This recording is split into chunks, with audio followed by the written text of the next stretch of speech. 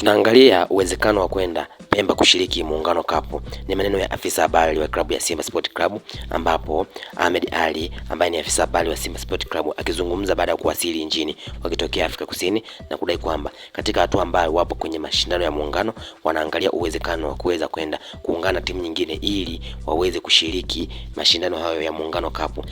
Awali mashindano hayo ambayo hayakuhusisha klabu ya Simba Sport kutokana na ratiba ambayo alikuwa nayo ya mashindano ya shirikisho barani Afrika. Basi safari Simba baada ya kuwasili na kuweza kutinga finali,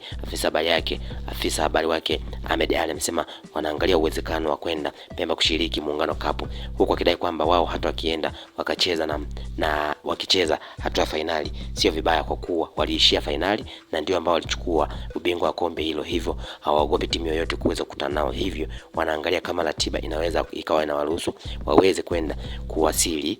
Pemba ili waweze kushiriki mashindano hayo ambayo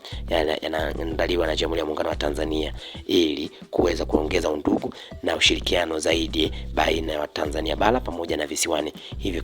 kama klabu ya Simba wao wanadai kwamba wanaangalia uwezekano